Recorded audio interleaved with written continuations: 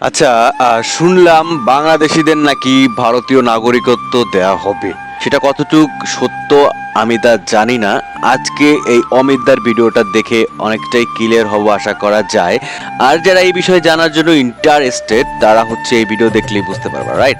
তো ধৈর্য ধরে ভিডিওটা দেখতে হবে। আর অমিতদার চ্যানেলে যে আরো ভালো জানতে পারবে এই বিষয়ে, আর তার জন্য চ্যানেলটা সাবস্ক্রাইব করো। তার চ্যানেলের লিঙ্ক আমি ডিসক্রিপশনে দিয়ে রেখেছি, ঠিক আছে? আর নতুন হলে আমার চ্যানেলটা সাবস্ক্রাইব করো। আমি একজন হিন্দু, বাংলাদেশে তো বলতেছি। তো কে কোথাতে বলতেছো অবশ্যই কমেন্ট করে জানাও। তো চলে শুরু করি, লেটস স্টার্ট। নমস্কার, আমি অমিত। নমস্কার। সবাই খুব ভালো আছেন। আজকের এই ভিডিওটা খুব গুরুত্বপূর্ণ একটা ভিডিও হবে, তাই আমি আপনাদের অনুরোধ করব বাংলাদেশ থেকে যারা আজকে আমার এই ভিডিওটা দেখছেন তারা খুব মনোযোগ সহকারে দেখবেন। আশা করি আপনাদের অনেকটা হেল্প হতে পারে এই ভিডিওটা থেকে। ব্যাপারটা হচ্ছে, এই মুহূর্তে যদি বাংলাদেশ থেকে কেউ ভারতবর্ষে আসে তারা কি ভারতীয় নাগরিকত্ব পাবে কিনা। দেখুন, এই মুহূর্তে যদি বাংলাদেশ থেকে কেউ খালি মানে অযথা ভারতবর্ষে এসে যদি তারা নাগরিকত্বের জন্য অ্যাপ্লাই করতে চায় তাহলে কিন্তু হবে না। অনেকেই বলছেন যদি আমরা এই মুহূর্তে বাংলাদেশ থেকে সিএএ যে একটা আছে সেখানে যদি নাগরিকত্বের জন্য যদি অ্যাপ্লাই করি তাহলে কি পাবো কিনা, তার উত্তর হচ্ছে না।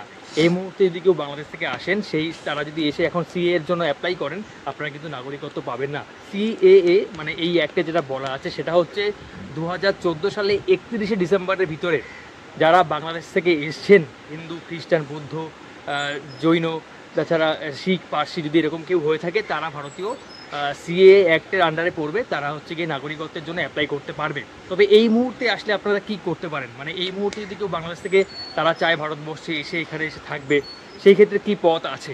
আপনারা যদি কেউ বাংলাদেশ থেকে ভারতে আসেন, আপনাদের যে কোনো একটা বৈধ ভিসাতে ভারতে আসতে হবে। ভারতে আসার পরে আপনাদেরকে এফআরওতে এলটিভি ভিসার জন্য অ্যাপ্লাই করতে হবে। এলটিভি ভিসা, সেটা কি? এলটিভি হচ্ছে লং টাইম ভিসা। ও হ্যাঁ হ্যাঁ, অ্যাপ্লাই করতে হবে। সেটা কিন্তু বাংলাদেশ থেকে অ্যাপ্লাই করে এসে মানে বাংলাদেশ অসীম সরকার বলেছিলেন না, ভারতে আসার পরে আপনাকে সেটা অ্যাপ্লাই করতে হবে। এবং সেটা অ্যাপ্লাই করার জন্য কিছু ক্রাইটেরিয়া রয়েছে, মানে সেটা যদি আপনি চাইলেই যে অ্যাপ্লাই করতে পারবেন সেরকমটা কিন্তু নয়। একমাত্র তারাই পারবে, হিন্দু, খ্রিস্টান, বৌদ্ধ, জৈন, পার্সি, শিখ যারা রয়েছে তারাই কিন্তু এই ভিসার জন্য এলিজেবল হবে, মানে অ্যাপ্লাই করার জন্য এলিজেবল হবে। এবারে সেই ভিসা অ্যাপ্লাই করার জন্য কিছু ক্রাইটেরিয়া রয়েছে। সেই ক্রাইটেরিয়াগুলো কীরকম? ক্রাইটেরিয়া হচ্ছে, যদি কোনো ব্যক্তি হিন্দু, খ্রিস্টান, বৌদ্ধ, জৈন, শিখ, পার্সি যদি বাংলাদেশ, আফগানিস্তান এবং পাকিস্তান থেকে ভারতবর্ষে আসে, যে কোনো ভিসাতে যদি আসে, তারা যদি আসার পরে এইখানটায় যদি তারা এলটিভি ভিসার জন্য অ্যাপ্লাই করে, মানে লং টাইম ভিসার জন্য যদি অ্যাপ্লাই করে, তাদের কজ দেখাতে হবে আপনি কেন এলটিভি ভিসার জন্য অ্যাপ্লাই করছেন। হতে পারে আপনি কোনো ধর্মীয় নিপীড়নের কারণে ভারতবর্ষে এসেছেন, ভারতবর্ষে এসে আপনারা চাইছেন এলটিভি ভিসা, মানে ভারতবর্ষে লং টাইম ভিসা চাইছেন। সেই ক্ষেত্রে এলটিভি ভিসা কিন্তু ইস্যু করতে পারে 1 বছর থেকে 5 বছর, মানে 1 বছর থেকে 5 বছরের মতো আপনাকে ইস্যু করতে পারে। হতে পারে 1 বছর, হতে পারে 2 বছর, 3 বছর, 4 বছর, 5 বছর সর্বোচ্চ, এরকম আপনাকে ইস্যু করতে পারে। এবারে সেইটা ইস্যু করার জন্য দায়িত্ব কিন্তু এফআরও নেবে, মানে আপনি যে রিজন দিতে হবে। না না, রিজন দিতে হবে যে এই জন্য আমি থাকতে চাই, এই জন্য আমি লং টাইম ভিসা চাই। বুঝতে পারছি। আপনি তো নিশ্চয়ই কোনো কারণের জন্য ভারতবর্ষে এসে এলটিভি ভিসার জন্য অ্যাপ্লাই করছেন। আপনি বলছেন যে আমি এখন সাপোজ আপনি বাংলাদেশ থেকে আসছেন, বাংলাদেশ থেকে এসে এখন এলটিভি ভিসার জন্য অ্যাপ্লাই করছেন। আপনি করলে যে এলটিভি ভিসা পেয়ে যাবেন সেরকমটা কিন্তু নয়। আপনাকে সেখানে ডিক্লারেশন দিতে হবে যে আপনি কেন এলটিভি ভিসার জন্য অ্যাপ্লাই করছেন। আপনি কি বাংলাদেশে কোনো রকম ধর্মীয় কারণের জন্য নিপীড়িত হয়ে এসছেন ভারতবর্ষে, সেই জন্য কি আপনি চাইছেন এখানটায় এসে লং টাইম ভিসা। এছাড়া কিছু ক্ষেত্রে এরকম হয় যাদের আত্মীয় স্বজন এখানে থাকবে, সেই ক্ষেত্রেও কিন্তু এলটিভি ভিসা অ্যাপ্লাই করা যায়। আমার আত্মীয় স্বজন ইন্ডিয়ায়, মামা বাড়ি, জন্মবাড়ি ইন্ডিয়ায়, বাংলাদেশে চলে আসছে পরে। যে এলটিভি ভিসা যখন অ্যাপ্লাই করবেন সেই ক্ষেত্রে একটা ক্রাইটেরিয়া আছে। আপনি যে এখানটায় এসে এলটিভি ভিসা করবেন, এলটিভি ভিসা পেয়ে গেলে আপনি তো কারো আন্ডারে থাকবেন বা কারোর কাছে থাকবেন। আপনাকে অবশ্যই ভারত সরকার একটা বৈধতা দেবে, এখানে এলটিভি ভিসা দেবে, কিন্তু আপনি থাকবেন কার কাছে, আপনি খাবেন কি? ভারত সরকার তো আপনাকে খাওয়াবে না বা আপনাকে থাকতে দেবে না। সেই জন্য আপনাকে কারোর আন্ডারে থাকতে হবে বা কারোর উপর নির্ভরশীল হয়ে থাকতে হবে। তার কিন্তু ফুল ডিটেলস এখানে দিতে হবে। মানে সাপোজ আপনি যদি বাংলাদেশ থেকে এখানে আসেন, ভারতবর্ষে যদি আসেন, এখানে এসে কার কাছে আপনি থাকবেন তার কিন্তু একটা ডিক্লারেশন দিতে হবে, আপনি কার কাছে থাকবেন। এবং সেই ব্যক্তির কিন্তু আপনার ফুল রেসপন্সিবিলিটি নিতে হবে। মানে আপনি যদি এখানে আসেন, ভারতবর্ষে আসেন, যদি ভারতবর্ষে এসে কখনো যদি কোনো রকম ধরুন কথায় একটা খারাপ কাজ করে আপনি আবার বাংলাদেশে চলে গেলেন, সেই ক্ষেত্রে কে দায়ী হবে? সেই ক্ষেত্রে আপনার একজন গ্যারেন্টার লাগবে, গ্যারেন্টার বলতে পারেন, অথবা মানে একজন লাগবে যে আপনার গ্যারেন্টি নেবে। যদি আপনি এখানে এসে যদি কোনো রকম খারাপ কাজ করে বাংলাদেশে চলে যান, সেই ক্ষেত্রে সেই ভারতীয় ব্যক্তিকে কিন্তু সাজা ভোগ করতে হতে পারে। সেই ক্ষেত্রে একটা কথা বলি, এলটিভি ভিসা যদি কেউ করতে চান, ধরুন আপনারা কেউ মেডিকেল ভিসায় ভারতবর্ষে আসলেন, আসার পরে এই মুহূর্তে যদি আসেন, আসার পরে ভিসা থাকাকালীন, ভিসা কিন্তু হয়ে গেলে হবে না, আমি কিন্তু একটা কথা আবারও বলছি, ভিসা থাকাকালীন, আপনার বৈধ ভিসা থাকাকালীন আর বাড়াইতে হবে, এলটিভির জন্য অ্যাপ্লাই করতে হবে। এলটিভি ভিসার জন্য অ্যাপ্লাই করবেন এফআরআরওতে গিয়ে, অথবা অনলাইনেও করতে পারেন, বা আমাদের কলকাতায় এক্সাইড মোড়ের ওখানে একটা মানে এফআরআরও আছে, সেখানটায় গিয়ে আপনি অ্যাপ্লাই করতে পারেন। এবারে অ্যাপ্লাই করার পরে আপনাকে সেখানটায় ফুল ডিটেলস দিতে হবে, আপনি কেন এলটিভি ভিসার জন্য অ্যাপ্লাই করছেন, তার কারণ কি। সেখানে হতে পারে আপনি ধর্মীয় নিপীড়নের কারণে ভারতবর্ষে থাকতে চাইছেন, আপনি বাংলাদেশে যেতে চাইছেন না, সেটার ফুল ডিটেলস আপনাকে দিতে হবে, এবং সেটা আপনাকে লিখিত দিতে হতে পারে, অথবা ওখানে গিয়ে বলতেও হতে পারে। তারপরে তারা সেটা মানে গ্যারান্টেড করবে কিনা, মানে তারা সেটা আগে বৈধতা দেবে কিনা, সেটা তাদের উপর ডিপেন্ড করবে, কিন্তু আপনাকে বোঝাতে হবে। তার জন্য আপনাকে কিন্তু প্রমাণ করাতে হবে আপনি যে আপনি যে হিন্দু, এবং আপনি যে বৈধ ভিসাতে আছেন, ভারতবর্ষে এই মুহূর্তে বৈধ ভিসাতে আছেন, এবং আপনি যার বাড়িতে আছেন, যার আশ্রয় আপনি থাকবেন, সেই ক্ষেত্রে তার ফুল ডিটেলস কিন্তু আপনাকে দিতে হবে, এবং যার আশ্রয়ে থাকবেন আপনাকে তাকেও নিয়ে যেতে হতে পারে, অথবা তার ফুল ডিটেলসও কিন্তু আপনাকে দিতে হতে পারে। যারা 2014 সালে 31শে ডিসেম্বরের আগে ভারতবর্ষে এসছেন, তারাই একমাত্র কিন্তু সিএএ তার জন্য অ্যাপ্লাই করতে পারে, ভারতীয় নাগরিকত্বের জন্য অ্যাপ্লাই করতে পারে। কিন্তু 2014 সালে 31শে ডিসেম্বরের পরে যারা ভারতবর্ষে এসছেন, তারা কিন্তু আর সিএএর জন্য অ্যাপ্লাই করতে পারবে না। সেই ক্ষেত্রে যদি বাংলাদেশ থেকে কেউ এখন আসে, এই মুহূর্তে আসলে তারা কিন্তু একমাত্র পারবে এই ভারতবর্ষে আসার পরে, মানে বৈধ ভিসাতে, বাংলাদেশ থেকে যে কোনো একটা বৈধ ভিসাতে তাদের ভারতে আসতে হবে। ভারতে আসার পরে তাদেরকে এখানে এলটিভি ভিসার জন্য অ্যাপ্লাই করতে হবে। আর এই এলটিভি ভিসা কিন্তু বাংলাদেশ থেকে আপনি অ্যাপ্লাই করতে পারবেন না, ভারতবর্ষে আসার পরে আপনাকে কিন্তু এলটিভি ভিসার জন্য অ্যাপ্লাই করতে হবে।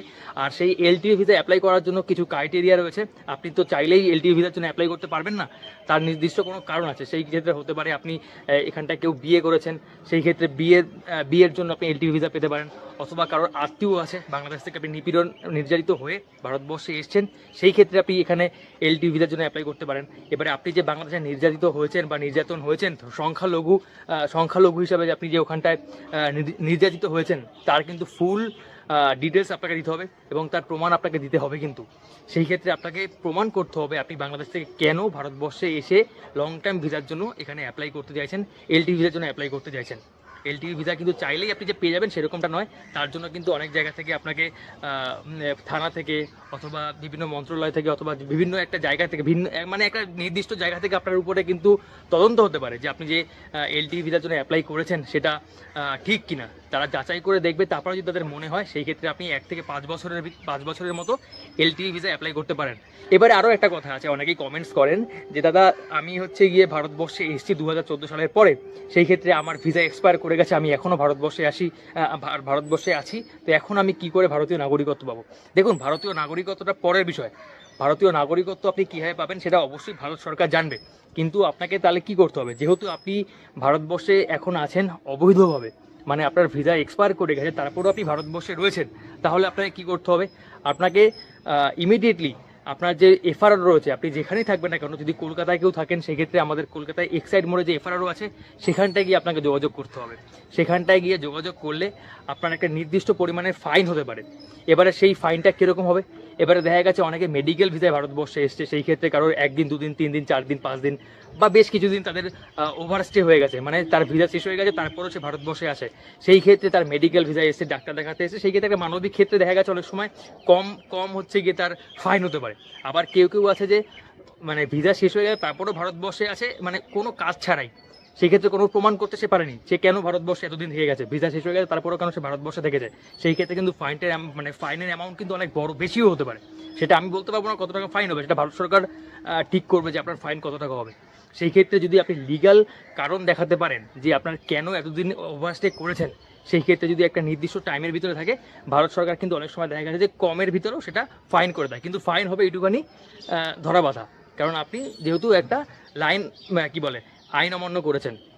তো সেই ক্ষেত্রে আপনাদের করণীয় কি, যারা ভিসা এক্সপায়ার করে গেছে তারপরে যারা ভারতবর্ষে আছেন, সেই ক্ষেত্রে আপনাদের এখনই গিয়ে আপনাদের উচিত এফআরওর সাথে কথা বলা, সেখান থেকে আপনাদের যথাযথ যে আপনাদের গাইড করবে এফআরও থেকে, সেটা গাইডটা নিয়ে আপনাদেরকে একটা এক্সিট পারমিট তারা করে দেবে। আপনার যে ফাইনটা হবে সেই ফাইনটা নিয়ে তারা একটা এক্সিট পারমিট করে দেবে, সেই এক্সিট পারমিট নিয়ে আপনাদেরকে চলে যেতে হবে আপনাদের দেশে, বাংলাদেশে গিয়ে আপনি তো নিশ্চয়ই বাংলাদেশে যাওয়ার পরেই আবার যদি ভারতের ভিসা লাগান আপনি তো পাবেন না, কারণ আপনি অবশ্যই একটা অলরেডি আপনি ভারতবর্ষের একটা আইন অমান্য করেছেন, সেই ক্ষেত্রে আপনি যদি বাংলাদেশে গিয়ে আবার ভারতের ভিসা লাগাতে চান হয়তো বা নাও পেতে পারেন, তবে কিছুদিন যদি আপনি ওয়েট করেন তারপরে হয়তো ভিসা পেতে পারেন। সেই ক্ষেত্রে যদি আপনি ভিসা আবার ভারতবর্ষে পান, সেই ভিসা নিয়ে ভারতে আপনাকে আসতে হবে, আবার সেই পদ্ধতি অবলম্বন করতে হবে। এখানে এসে আপনাকে কজ গাইজ আমি বিষয়টা বুঝতে পারছি, আমি যেটা বুঝতে পারি অমিদের সাথে কথা শুনে যেটা বুঝতে পারলাম সেইটা হচ্ছে 2014 সালের ওই যে বললো যে ডেটটা ডিসেম্বরের, ওর আগে যারা আসছে তারা হচ্ছে এর জন্য অ্যাপ্লাই করতে পারবে। আর যারা হচ্ছে মনে করেন যে আমি সাপোজ আমি যদি ওই দেশে থাকি, ওই দেশে হচ্ছে এলটিপি ভিসার জন্য আমি অ্যাপ্লাই করতে পারি আমার ভিসা থাকাকালীন সময়ে, হ্যাঁ, তারপরে আমি হচ্ছে ভিসাটা বাড়াইতে পারবো। কিন্তু আমার ভিসা নাই, ভিসা হয়ে গেছে, সেক্ষেত্রে পারবো না। আর এই বিষয়টা বাড়ানোর ক্ষেত্রে অবশ্যই রিজনেবল কজ দেখাইতে হবে যে আমি ওই দেশ থেকে নিপীড়িত হয়েছি বা আমি কেন থাকতে চাই, থাকার রিজন কি, সেইটা যদি তাদের কাছে মনে হয় যে না ইটস ওকে, তাইলে সেটা গ্রান্টেড হবে। তারপরেও আবার হচ্ছে ওইখানে একজন গ্রান্টি থাকতে হবে, একজন ওই দেশের ইন্ডিয়ান একজন গ্রান্টি থাকতে হবে যে কিনা তার আন্ডারে হবে। এই যে বললো যে বাংলাদেশ থেকে একজন এখানে আসলো, কোনো অকারেন্স করে আবার বাংলাদেশ চলে গেল, তখন দায়িত্বটা কে নিবে?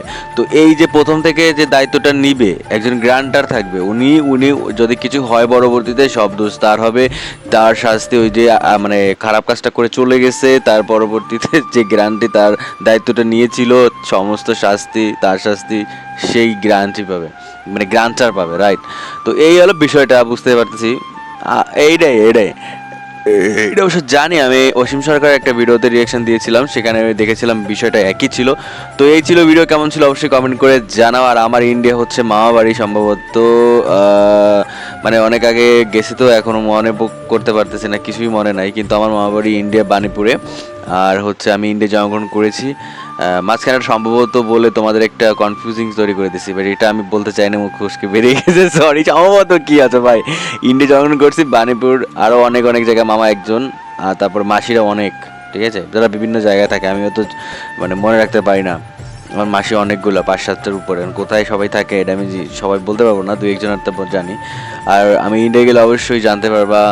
আমার একটা সেকেন্ড চ্যানেল আছে, ব্লগিং চ্যানেল, তোমরা যাও ওখানে ফটাফট সাবস্ক্রাইব করো, ডিসক্রিপশনে লিঙ্ক আছে।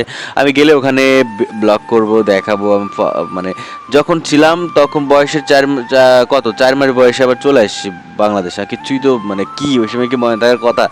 তো আমি যখন যাব ঘুরবো, ওইটাই আমার ফার্স্ট হবে ঘোরাঘুরি, ব্লগিং করব, দেখতে পারবা, তাই ভিজিট করো। তো ভালো থাকো সবাই, নমস্কার সবাইকে, জয় শ্রীকৃষ্ণ, ভালো থাকো, লাভ ইউ, বাই।